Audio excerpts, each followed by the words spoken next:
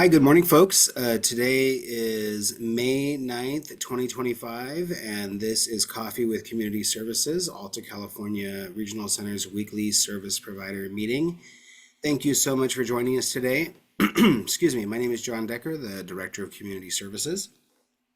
As per usual, we will go through and introduce staff and get into our agenda for today. We have 59 folks logged on so far. So we have some folks that are out today, but let me go through. Let's see, Alejandra and Tom and Boyd are on from Community Services, as well as Jessica and Damien.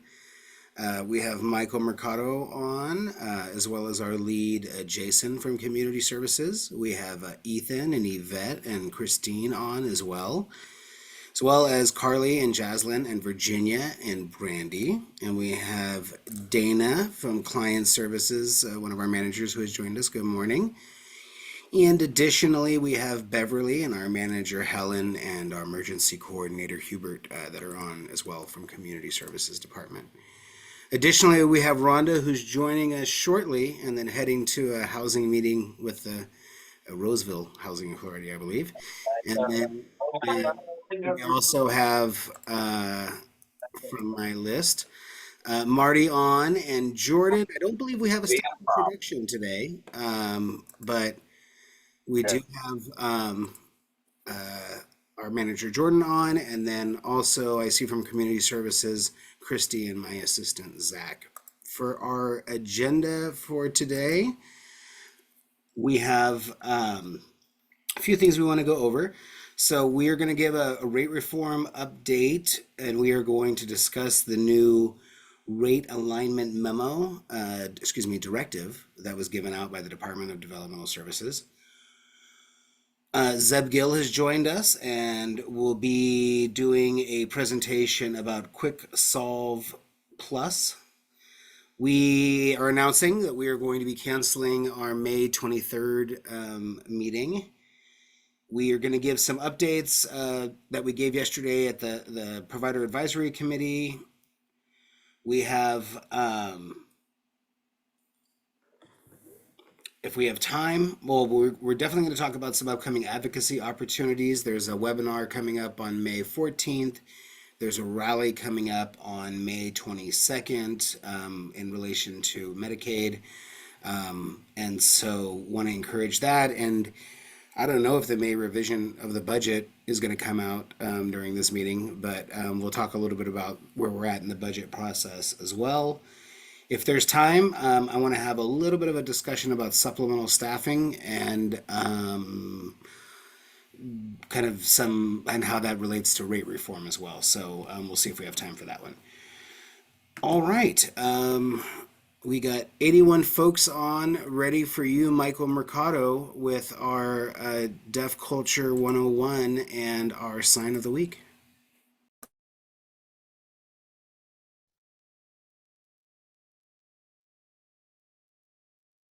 Okay.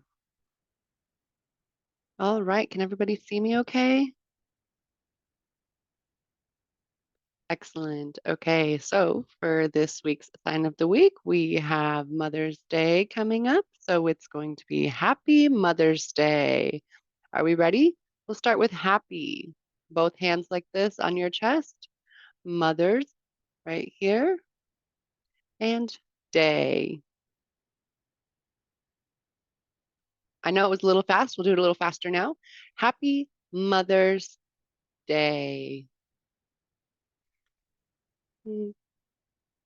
So go ahead and take this opportunity to start practicing signing Happy Mother's Day. And now for this week's Deaf Culture 101, we'll be talking about deaf service centers. There are two different kinds or two different meanings for deaf service centers. There's one where services are provided and based on a center approach based on advocacy, information sharing for deaf and hard of hearing, and the deaf and hard of hearing and the staff in these organizations are typically deaf and hard of hearing themselves or signed fluently in ASL. They provide resources such as job aids in developing resumes, some help with interview practicing, etc., applications.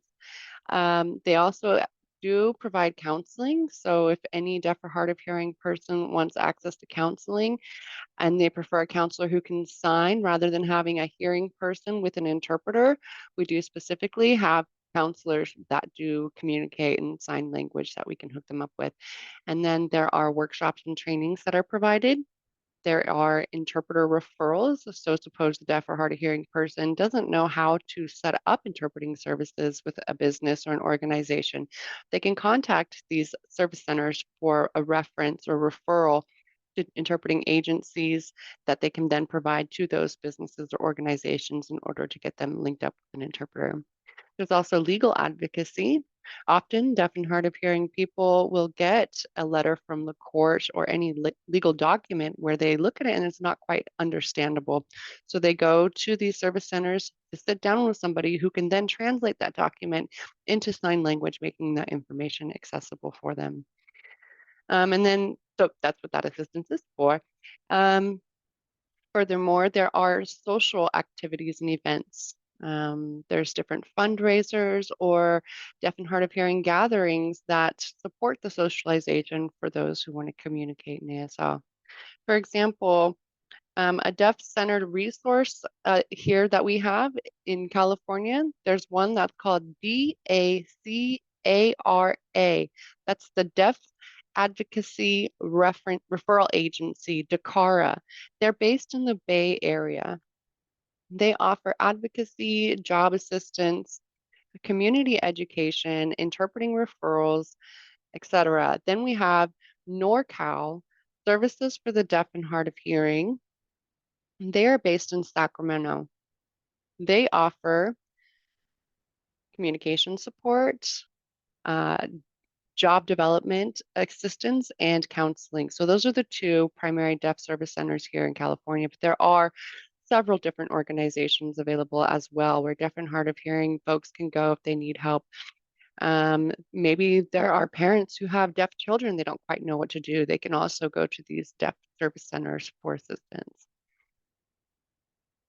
The second deaf service center is a little different. This deaf center is home base, or it's ASL home for using ASL communication. And this is where fully accessible communication is happening in sign language. Nobody has to worry about getting an interpreter because everything is available in sign language for deaf and hard of hearing folks and ASL users. There are deaf clubs offered. There are day programs specifically for deaf and hard of hearing people only. Additionally, there is a deaf school and deaf programs in schools. There are several examples in Northern California. We have DPAC, DPAC, that is the Deaf Plus Adult Community in Fremont. It is a day program for deaf and hard of hearing individuals, and all of their staff use sign language. They get involved in different activities, they provide resources, and again, everything is offered in American Sign Language, so there's no need for an interpreter or worrying about those communication barriers and accommodation levels. Another example is the California School for the Deaf in Fremont. This is a K through 12 school that is fully ASL everywhere on campus. There are deaf students, there are deaf staff, they have visual accessibility. So can you imagine if a deaf person goes into these deaf-centered areas and they don't know, typically where everybody knows ASL, unlike everywhere else outside of that, they need an interpreter, they need all this additional support, but they can go into these and have complete access to everything going on and being communicated. So that is the deaf-centered service area there. Thank you.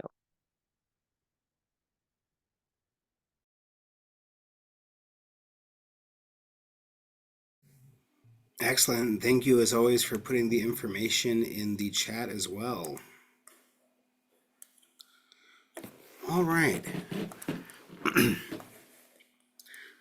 I'm getting up-to-date numbers on everything as it relates to our completion of service provider directory and QIP. And so I wonder if folks might be interested in hearing about that next. We just go right into that. So We pulled the numbers this morning, and I'm going to illustrate by sharing my screen some of this information. This is important to us because of the impacts that the department has said will occur. First, they have built in that there is a non-compliance that is considered if a service provider does not have a signed service provider acknowledgement form by the end of this month. Additionally, they've built in that if service providers have not connected with the service provider directory, that they would lose their ability to be able to bill for services effective June 1. So you would not be able to bill for your June 1 services. Many of you recognize that you don't bill for your June 1 services until July, but that is our understanding of it, is that you would not have the ability to be able to do your billing for your June services if you have not yet gotten into the service provider directory. So the Department of Developmental Services, last week I think we mentioned that we followed up with them, and Iqbal, our chief operating officer, and I had back and forth communication with the department requesting them to please update their lists, and we've been able to utilize the updated lists that the department has posted, as well as our own internal tracking, to be able to give you all the most up-to-date numbers, kind of a little bit of a report card on the status. We would note that these lists were updated, we believe, at some point in the middle of the night last night, possibly. If you were to click on this QIP eligible list, which I'm not going to click a bunch of links, I want you all to just kind of see the screen here. You would see that we have 941 vendors that have gone through and are fully QIP eligible, verified in the service provider directory. We have all that information. We currently have 163 providers that have started in the directory but have not completed all of the activities within the directory. That list was 309 service providers not very long ago, but we have done some, and Hubert helped us out with this, we've done some aggressive outreach through our Everbridge system with robocalling providers. And immediately we've begun seeing a flood of data coming from the service provider directory to our regional center, which means we know that providers are that were on the list as having been in the service provider directory but had not completed all of the steps within the directory are now getting completed. And we saw our numbers drop from 309 down to 163. Additionally, the department has updated this list, and we have this list of those that need surveys. That is a list of 183 providers. So that's 183 providers that have been in contact with the department, but there's no record that they actually created a login in the service provider directory. And again, I'm sharing these numbers because the impact is that if we do not get people into the directory, then we have operational challenges and issues, because it doesn't say that you can't get paid for your services that you're providing. It's just saying that we have to put a stop to the billing. And so operationally, the regional centers will have to kind of figure out what that will look like. But we talked about it at our provider advisory committee, just how impactful that can be if there is any type of delay in cash flow for service providers. It can directly impact provision of services. Ability to pay your staff is huge. So just wanted to share that that has really guided our outreach activities and kind of like the seriousness when it comes to doing the service provider directory follow-up. And at the end of the day, we will share there continues to be feedback we've received. I know at our last meeting, We discussed that through the combination of the lists that the department did, that there was data errors that have come up now in the directory. That feedback continued to be shared with us this week individually by service providers, and I have also received statewide feedback from other regional centers as well that the most recent data merge does seem to have caused some challenges. The impact on this, when it comes to the information about who is eligible and who is not eligible, and of course, you're welcome to, if you'd like, click on the list and you can sort the list and it'll, and select your specific vendor name, and you'll be able to, take a look at it if you'd like, just for verification purposes. You can type your name in and look up whether or not you're in here, the date that it's effective, and you're good to go if it says yes and you've got an effective date and it's completed. So the other alternative would be that it says that it's not completed, if it's one of these ones that's not started. So these aren't listed, but YOLO a day, adult day health, if you're on, which I doubt you are, but maybe you are, you might want to get in contact with the Department of Developmental Services because you're on the list. So that you can sort the list this way if you like, folks. Any questions about the service provider directory right now from service providers? And I'll check the chat too, sorry, real quick. The date to be completed is at the end of this month. They would like you in there. Andrew Kroom, please go ahead. I have a potentially stupid question. Never. I apparently did miss one of my vendorizations. It's one that we didn't use. That's like a CPP one, and I did get the acknowledgement, and I went ahead and signed it, but it said we are not QIP eligible. But it's also at a, what do you call it? It's a higher rate than we're going to be crosswalk to anyway. But I'll go about getting that. I mean, I guess does it matter if it's so we have a number of those, and what we're just telling folks to do is contact your specialist so that they can delete it off the rate table, because those rates are going to go away anyways. So they may have made it in our data dump because we didn't groom it out, and it may have made it past the specialist that sent it to you. Like, they may have, not everyone is super familiar with the CPP rates or the CRDP rates and stuff that you used to do back in the day, but there's no provision for those rates moving forward. Okay. And so it's fine that you signed it. It's not going to be an issue because it would basically get filed with your vendorization that your specialist needs to close out. Yeah, we don't have anyone in it or anything. And also, I did try to push it through the provider directory and then forgot about it since it didn't matter. Okay, I'll just follow up with that later and not worry about it right now. And I will say, this is one of the reasons why we have our vendor coordinators reaching out to you all, doing our biennial reviews, because hopefully we're weeding out these service providers, we're supposed to look at ones that haven't been utilized in the last 2 years, and those are kind of like an automatic closure unless there's a reason, not to. But we do have to update all of these things. So obviously we did not have the ability to fully assess all over several thousand of you guys fully before we got to that point. But letting your specialist know, just, hey, as a reminder, please, I need a closure letter. And guys, all my specialists that are on, a letter from you guys just indicating that vendorization is going to be closed in order to align with the rate study is fine. Okay, and I did get multiples for the same stuff. I think because it looked like there was weird subcodes of additional and add-on. I just signed all of them anyway because I got 4 for SLS, even though they we had to separate the letter. We had to separate the letters out in order to be able to get the data on there the way we needed to my understanding. My expert is out today right now, but I think that was why we had to separate it for the letters. But again, I just want to say something about the QIP, and this came up yesterday during our PAC meeting too. I know that I have encouraged you all to sign your service acknowledgement forms. I do want to share that there is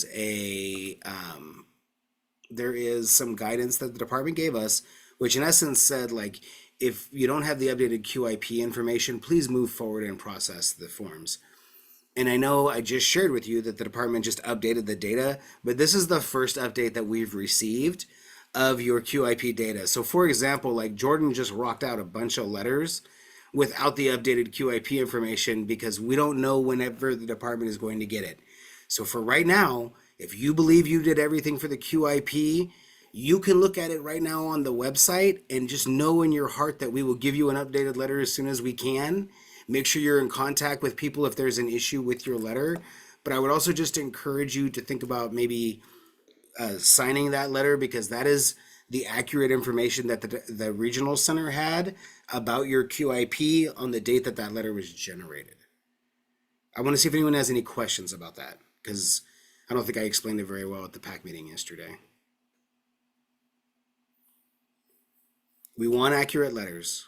We will ensure that that is going to be something that is included in your contracts moving forward, but we have to be able to give some metrics to the department on compliance. And again, they've allowed us the leeway to not have your QIP fully updated if we don't have the data yet. Okay, enough on that. Let's not have me talk a lot more, except for I want to talk about the service acknowledgement forms, and I want to give amazing credit to our staff. Jordan, I think we figured out some numbers just now with our vendor coordinators. We did. So we have created thus far in Sign Now 1,821 letters. We had to hold back about 120 letters that I just personally reviewed every single one of them with the managers and Jordan and Robin yesterday. We looked at every one of them. And now we are ready to release all of those letters like immediately. But I just want to let you know we had not sent out all of the letters because there was some that our specialists caught some of those errors last minute. And so thank you to the specialists that did a great job with that. We're ready to get those letters out very soon. Thus far, we have 600 letters that we have already received back signed by you all as service providers. We also recognize that we have a small number of letters that have not been sent out yet because we still have to generate the letters in Sign Now. For example, Jordan's got some that are going out today. Helen's got some that are going to be going out by next Friday. But I wanted to share that too. And Zeb, I guess this is related to one other thing, so I'm going to hold off on the spotlight to talk about, I got to show DDS's website one more time. Sorry, guys. There's a new directive that everyone should be aware of, and I do want to share it with folks. So let me do that, and then we'll get over to our spotlight. Questions in the chat, or Carol Wattillo, please, yes, unmute, please. Hi, thanks, John. So for those providers who have requested an exemption, we do not have signed letters of acknowledgement because we've asked for an exemption. Those haven't been returned to us yet, whether those were approved or not approved or what we need to do. And our May 30th deadline is quickly approaching. I'm feeling a little nervous and wanting to know what I should do and what other providers in that situation should do. I think that you should expect from Alta that we give you an update no later than next Friday on the status of what your letters are based off of our direct communication we will have with DDS about it. Because I know that we've received some of them, but we haven't received all of them. And I share your discomfort around all of this and the time frames. So, but yes, thank you. That is a much more definite. I can take that. Yeah. So Fabulous. Is that a good plan that you can expect a response back after? I mean, I'm meeting with these folks at 3:00 today. Great. Directly with the executive folks. So Next. that will be on my agenda. Will be service acknowledgement forms for exemptions. Yeah. Because like, for example, like, do we send you a service acknowledgement form and like you reject it, but at least we've given you one that shows what it is? Does that make sense? Yeah, I don't know. So phenomenal next Friday. If I don't hear from you, I know to start bugging you the Monday following. If you haven't heard from me by next Friday, then I'll be sitting here in front of all of you and you'll be saying, John, why haven't I heard from you yet? That's why I said next Friday. So that would be next Friday by 11 a.m. is my goal. Excellent. Thank you so Okay. much. No problem. And Jordan is going to make sure that we and Helen that we communicate this to Michelle when she's back in on Monday as well, because I know that we have some of these that we've received. I just want to get an updated accounting of how many we've received and how many more we still need, what DDS's plan is. What would they like us to do with exemption forms? Do we want to mock up a form, which we know we can really easily because we've already told folks what we believe they should be kind of categorized or where they would follow, but it's not something the provider or us necessarily fully agrees with, if that makes sense. Like there's a reason why it sounds like everyone's looking at like 0.55 and 1-to-1 rates right now and seeing if there's other alternatives. So I don't want to tie people into anything. All right. There is service code misalignments. This is a new directive that just came out from the department, and in here is some information that I want to share with folks, but want to let know that we're going to need to operationalize it as a regional center because it just came out on May 7th, and it's related to activities that have to happen like right now as a regional center. So this directive supplements the rate reform letter that was issued a little bit earlier that talks about service code misalignments and service provider program designs. Service providers, it talks about the background, how we did the service detail collection forms to input information about the services. Information was used to categorize services for the final phase of rate reform. However, we have found that some services have been misaligned, and some of you, like I just corrected some that were given to me by the specialist that it was supposed to be a 5:30 or 5:31, but it was a 5:32 day program. And so this is the guidance that they are giving as it relates to those misalignments and what the regional center should be doing with those. If a service provider is misaligned, the service provider will need to transition to another service code that more closely aligns with the actual service being provided. Regional centers will work with service providers to find the appropriate match, and service providers will verify alignment with the service code and rate on the service acknowledgement form by the May 30th, 2025 deadline as referenced here. Service provider rates must be set to the new correctly aligned rate model rate effective the first calendar day of the following month. In some cases, the rates associated with the new correctly aligned rate model rate may be lower than the rate model rate for the misaligned service code. In these instances, rates are not held harmless. After correctly aligning, the new rate will apply even if that rate is lower than the previously misaligned rate. There are some of you on this call that this applies to, and this is newer information that has just been provided to us. And so I wanted to see if anyone had any questions. What I wanted to share we need to figure out how we're going to operationalize is that in order to fix some service code misalignments, we need to do things like give an advisement to service coordination on how they should change authorizations for services. It discusses that sometimes these misalignments may have occurred due to changes in their program design that may have occurred that don't, again, align with some of the new language in the directives.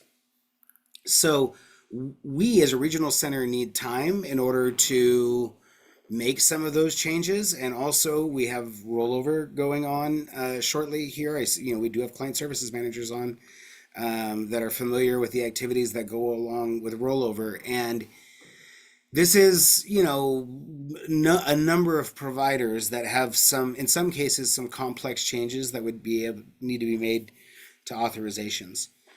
Hourly rate service providers that wouldn't have big rate model changes. Like, for example, Jordan has a service provider that would be moving over to adaptive skills training, but they already bill at an hourly rate. What I want to say is our first take on this is, though we may be required to get a letter out to folks and have people say they're going to be doing like adaptive skills training by May 30th of 2025, like that's what they're looking at doing. The reality is us switching over the actual service code and the authorizations and things like that may not happen like immediately. And in that case, we will to my knowledge, kind of mirror what we're doing right now with the transportation providers, where we're like just establishing your transitional rate now. Like, because you didn't get a transitional rate that was accurate previously, like you may have got the wrong transitional rate for some reason. In that case, it may be misaligned. But now, as we're realigning you, like I foresee we're going to have to kind of create a transitional rate until we can move you over to a post transitional rate, which would be in the case of like Jordan's service provider is currently under a service code 102, parent and individual training. They want to move over to adaptive skills training, service code 605. But in order to accomplish that, poor Max Robertson's got a lot of authorizations that are going to have to be changed in his unit. So we need to figure out how to operationalize that. And I just want to let you know that that's what we're working on. This is new information to us that we are trying to figure out kind of the best way to do it. I want to now just see if anyone had any questions about that. And I certainly need to connect more with accounting. We did go over it this morning with accounting, but need to kind of figure out, how we would do that. It seems like the most fair thing to do would be to figure out a way that you become eligible for possible rate increases as soon as possible once you're realigned. However, DDS does not want service providers collecting ongoing misaligned transition rates, meaning that if your transition rate was incorrect, like the one like I fixed that moved from a behavioral day program like to a regular day program or vice versa, they just want to ensure that you're getting the right funding amount in there. So want to see if anyone had any questions. I know sometimes this stuff gets a little complex, but things are moving very fast, and we have to figure out how to implement things in such a way to give you all the best opportunity to respond back to stuff, which is why also I just wanted to share that we've made our commitment that the last of our acknowledgement letters should be out by next Friday. So we believe that if there's any of these last ones that we still have to talk with vendors about, we at least know enough information where we should be able to get the letter out to you. But Carol's question is the one that's hanging out there, which is for the exemption requests, which I will try to get that squared away. Okay, questions about acknowledgement forms, questions about QIP before we go to QuickSolve Plus. Yes, Eric, please. On this last letter, I guess I just want to highlight, and other members of the Capital Coalition are free to, I don't speak for all of us, but that directive that you just read gave us a lot of concern. Specifically, that last section that says, because of that, a change in your alignment, a misalignment, which is a term, but it's kind of broadly identified, that you are no longer held harmless, that you would lose your hold harmless rate because you are now determined to be aligned to a different service code. And the hold harmless. I will say that was Jordan's first question. As soon as we read that, she said, so are you saying that, and I can give you my understanding of why it's written that way, but I understand completely what the concern is. So I think there may be some very valid technical reasons why something like that may need to be adjusted, but that directive is a one-page directive that is, the way it defines misalignment is very, very broad. So it's very broad. We talk about exemptions, but we also have a lot of folks that are 055. All of 055 is misaligned, and could be argued. We have a lot of other folks that have done nothing wrong that we assumed years ago might end up one place, might end up somewhere else. So misaligned is not a real good technical term. It could encompass a whole variety of situations that a provider has. But there was a safety net that was like, okay, we are rushing through this. We don't have all the answers. We know this is imperfect, but you have hold harmless for a year. So this DDS touching that hold harmless protection and thinking that they can just withdraw that in some of these situations brings a lot of fear to providers. And here's the thing that I would like to quell your fear about is that I'm pretty sure I'm the one that makes the determination whether someone's misaligned or not.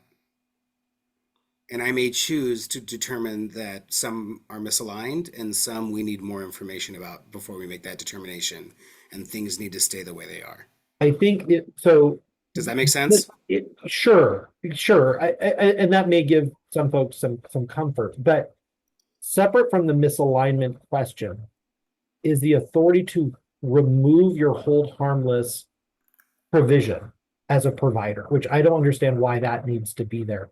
So I just want to point out that I believe a lot of our advocacy groups are not happy with that, how this is written. And let me give an example, and then I want to get to Carol's question real quick. Sure, I just want to put that out there. Yeah. Some concerns about that one. Yes, please. Thank you very much. This is painted very broadly, which is what caused Jordan and Robin LeMay from accounting, all of us to have, and Helen, this question this morning. So I'm going to share my screen, sorry, just so folks can see the language again that we're talking about, because it is new, different information and puts in time frames for us. Like Helen's morning is very different after I went over this directive with her than it was before I had the directive, because there's a lot of things that we need to get figured out this next week. I cleared my calendar for the most of the rest of this month, actually, because of some of this. So with this, we have a provider that may decide that they do want to make that transition over to adaptive skills training. And with that, in doing that transition and the rates not being held harmless in that, well, Jordan, how do we best describe this? Like we have some providers that are currently serving that are misaligned, because when we do align them, they are going to have to completely fall under the new guidelines and directives. So I feel like this is a little bit confusing, because to me, it's not necessarily saying that the rates are held harmless, but it's like your rate methodology is not held harmless. You can't keep utilizing, for example, paraprofessionals and be able to move over to these new aligned higher rates, if that makes sense. And so in some of these cases, Eric, that's why I'm just like trying to look at what are the ones that we have truly determined are like misaligned and like actually should be in different service codes, because it's inappropriate, for them to stay where they're at right now. But the way it's written in here, it doesn't really, I don't know, it doesn't make that sense to me that you would just cut off the hold harmless, in essence, for anyone that doesn't have a current exemption request. Like we had some, I guess the dates may align though, because they did say, we do have to crosswalk the folks by a certain date and figure out what service codes they may fall under, but I don't know. Cutting off the hold harmless seems premature. There's probably situations where we would all agree, including the vendor, that that's appropriate. But the vagueness is a concern. The timing is a concern. We are doing so much before this May 30th deadline. So that's a concern, that we're trying to make these important decisions there. And the fact that hold harmless is now sort of being questioned. So those are summaries. Carol, go ahead. Yeah, that's the whole point, Eric, is even if prior to this directive, if a provider, if there was an acknowledgement form and it said, you're an 055 now, we think you should be a 531, and this is the rate for the 531, 3-to-1, 2-to-1, whatever. Even if you crosswalked to that service code, prior to that, this directive, the understanding was that your rate would continue at whatever it was until 2026, June of 2026. This directive appears to change that, which would affect thousands of providers across the state, because there were many providers that were thinking they were going to, the DDS had aligned them with some other service code, but they were, okay, align us with that service code, but we continue to receive this rate, which our budgets in our businesses are built on, until 2026, at which time we understand that something's going to happen. A month from now, something's going to happen is a very different proposition. Again, I don't know. To me, it's not necessarily the rate. It seems like it would be more describing the rate methodology, or like how the rate is developed. So like, for example, like if you're switching over to like one of these rates that has a professional rate at $146 and a specialist rate at $105, like some type of therapy or something like that. But previously, the way your therapy was vendored under a different service code, where we didn't require you, like we allowed you to use paraprofessionals to do the therapy, like you're going to switch over to those new rates like that with the new aligned service code for what your service is if we've agreed to that. You know what I'm saying? Like if we've already made that agreement. That's why like it's tough to say that the misalignment has occurred for all of the vendors because we haven't always determined where you should be going. And that's why this is confusing to me because you wouldn't be able to still bill the same way. You wouldn't be able to bill for those paraprofessionals under this new higher rate, and you're not held harmless to that rate methodology if you've switched over because they're going to be giving you a higher hourly rate for service in some of these cases. But that's like a super narrow description, and this is written much too broadly, as you guys are mentioning. John, has the regional center reached out to DDS, to the department that sent that directive out to seek clarification at all, or to your knowledge, or? I will tell you that there was, as always, there's a preview that is given to the information, but I do not know what the feedback loop has been, other than there will be one from me at 3 o'clock when I'm meeting with those folks so that I can talk with them about it. Fabulous. Tell them some providers are very nervous. Yeah. And this group is aware, but I do meet usually weekly with DDS in a very small group to talk about some of these things that are going on. So I will take that opportunity. I'm also meeting with all of the regional centers statewide to discuss this same issue next week. And so by next Friday, I should be better informed than I am right now. For rate reform, again, I just wanted to check if there's any last questions before I throw it over to our spotlight. John, there was a question in the chat from Marie at SEPS. Okay, so we got Marie at SEPS. What if we still don't see us on the list? Please contact the Department of Developmental Services immediately. Reach out to them and the banners at the top of the DDS webpage. Would it be like my 1 to 2 is aligned as a behavior day and I've been paid that way, but it should be a regular day? I would not keep the 532 rate, but would go to the 531 rate. Correct. And you're not held harmless just because we screwed up aligning you possibly, or maybe the department screwed up aligning you. You don't get to keep a held harmless that we gave you during that period of time either. Yes, that is another example. Hey, if you guys do put something in writing before my meetings next week with all the other regional centers, like if or Capital Coalition or someone's like expressing concern to the department about this, if you guys want to copy me on it, I'm happy to review that stuff because I would love to help provide more guidance to the department on how the language could be modified to not add so much confusion. Variety of groups are meeting yesterday, today, and then Monday by noon. And so I know it's on a lot of our agendas to discuss and decide how freaked out we are about this. So we could probably share more information by the end of the day Monday. Perfect. Zeb, you get a solid 9 minutes before we got to run into some of our last updates. Think that'll give you enough time? Oh, yeah, absolutely. Right on. I've made you a co-host. You're welcome to share your screen if you like, sir. Thanks, guys. Hey, everyone. My name is Zeb Gill. I'm director over here at Quick Solve Plus with the affectionate name of QSP because we love our acronyms in this industry, as you all know.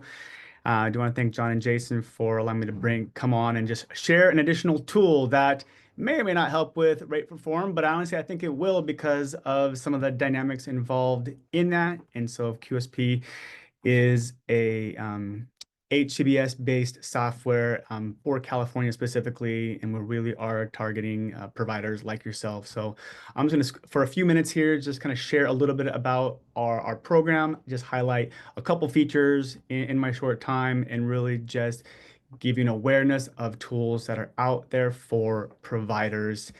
And at the end of this, I'll leave my contact information, and you're more than welcome to reach out and schedule a full demo, but really just give you a taste of what we have to offer. I definitely see some individuals on this chat that are using QSP. We really appreciate that. as well. So what I'm going to do here, this is just our website real quickly, but I am going to just show you from a staff perspective an example of how staff would use QSP using our mobile app to clock into their shift, take some notes, track EVV, and show you what that process looks like here. This is my mobile app, and I'm logged in as a pretend person named Mate. And specifically, I'm going to go to the clock module here and look at my schedule for the day. Here are the 3 individuals I'm working with, and we're going to go ahead and pretend to clock in to this shift with Maddie. He's providing SLS. We're providing SLS services for Maddie today. And clicking the big green clock in button, we're asked what location are we beginning services. So we'll assume that we're at Maddie's home, and this is obviously part of electronic visit verification, verifying that we actually are at that person's home. However, I'm not actually in Auburn, where Maddie's house is. I am in Reading. This says I'm not at the approved location, and would I like to continue? Different settings to control whether or not a staff is allowed to proceed, but admin will receive a notification if a staff does attempt to clock in outside of a geo-fenced. And again, we obviously want to ensure that our staff are showing up to shift on time with the right individual, and having some feedback from the mobile app to communicate to you in real time as admin if staff are holding true to that promise. Again, we have an accountability to the regional center, to parents and conservatives, that we are having our staff show up ready to work at the right place. This is saying I'm clocking in late because the original shift was 11 o'clock and now it's 11:50. We'll say that traffic was the reason that I'm showing up late. And now that we've clocked into the shift, we are good to go. Now, as the shift continues, maybe Matt has some medications that we need to administer, so we can do that here. QSP will provide notifications to the device that remind staff that certain medications are due. In this case, these pull directly from our web application, which I'll show you here in a minute if we have time, where a lot of the data is managed and then centralized here in the mobile app. So we have details regarding the medication. We can obviously see different perspectives on the prescription. It's really, really important that these are taken on time. QSP will remind if a medication is not taken within a given period of time, QSP will send a notification to the admin team. Nobody wants to write a special incident report to ACRC, so we want to make sure that medications are not omitted, and QSP helps to give you that real-time knowledge, providing with this electronic MAR, always keeping the information up to date. All right, so we took those medications. Let's fast forward and pretend that the shift is over, and we're going to clock out of our shift with Maddie. The only problem here is that we didn't do our notes. So QSP is telling us, hey, you forgot to do what we call daily service notes. And so we'll go ahead and click our little shortcut here to jump over to our daily service notes. Looks just like the staff schedule. A lot of red because this particular staff has not been doing their notes for the day. Of course, we have some shifts here in the future based on our schedule. And again, we want a note attached to every single shift on the schedule. We want every single shift on the schedule to have clock in and clock out associated with it. And again, this is going to then funnel to payroll and billing and QSP setup to provide those reports as well. Ultimately, the big picture with QSP is that you're going to get a system that is going to help keep you audit safe. So hypothetically, if ACRC comes and knock on your door and wants to verify that you provided service, you're going to have documentation that supports all of your billing all in one place. So in this case, let's actually look at Jesse here. I set up Jesse with a good documentation that we can fulfill. We can do custom forms to help the staff say, hey, we want you to document these things. And in Jesse's case, so we have 3 forms we're going to complete. I'm actually going to focus on this top one here, which is customized for Jesse's care plan. It's actually linked to the ISP. And we're going to say, hey, these are the goals and objectives that Jesse, our client, is working on. Did we work on these things today? maybe we didn't work on this, but maybe we did work on this. And we're going to just write some notes about what we worked on in this particular thing. Submitted a gym membership application. I'm sure the actual staff will do a lot better job than I am here. And maybe that's the only thing that we worked on during this particular shift. And then we're gonna go ahead and submit that as well. All right, so we've done our notes. In this case, we've tracked it to our objectives and goals. Forms can be customized, linked or not linked to an ISP. And again, it's customizable based on the service needs. I'm just going to really quickly highlight mileage. We're not going to necessarily go through the mileage process, but this is just saying that if need be, staff can document where they traveled to during the shift, and QSP can calculate the distance between 2 points, and helping to document the total miles driven during a particular shift. All right. Ultimately, I'm just going to bring up my last screen here for the web application, and then I'll land this thing. Just a quick look at the dashboard. All schedules can be built into QSP. I know we're talking a lot about rate reform. Within a scheduler for a client and of course employees, we're going to very easily be able to see what type of service are being scheduled. Some of you may have individuals that you're serving that receive generic resources like IHSS. You can certainly use QSP to help track some of those IHSS hours, ensure utilization, and this authorizations dashboard helps to fulfill and track those hours as well. But again, the schedule is going to be a reflection of the services that we are provided. Paid and unpaid, for example, this 9 to 2 on Monday through Friday, it's natural support. This communicates that we're not serving this person that day, but they are on natural support as an example. Let me flip over to one more screen here and look at Braden, our employee, and look at his perspective. He's serving some folks 1 to 2 shifts here. It doesn't matter if it's 1 to 2, 1 to 3, which is one staff serving multiple clients at the same time. And QSP does a great job at linking those shifts together. That's those gray shifts here. And ultimately we'll produce a billing report.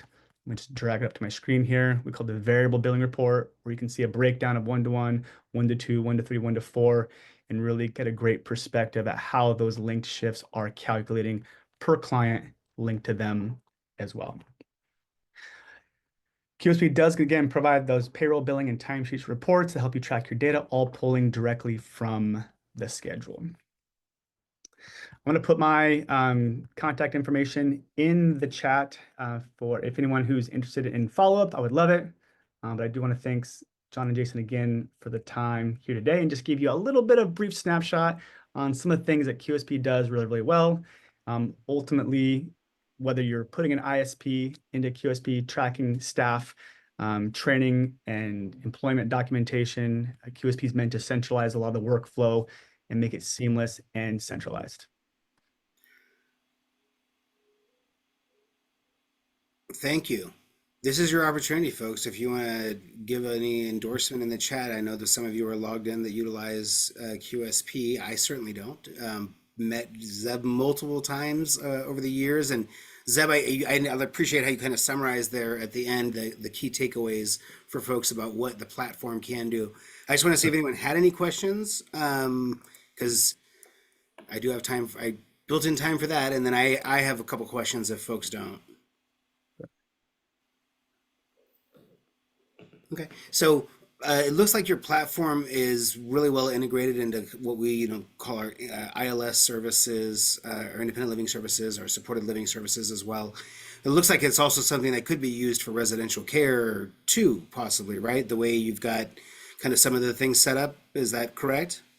Absolutely. Not limited to one particular service, because at the end of the day, we do have all the tools necessary for some of those key components of tracking services, documentation of services, and client case management as well, all wrapped up into one. And again, customizability is flexible. We obviously use an SLS example, but again, whether you're putting in respite, tailored day program, community integration training, it is flexible. Excellent. Well, thank you very much. And I think you're going to put your email in the chat there for. Oh, you already did. Perfect already. Yep.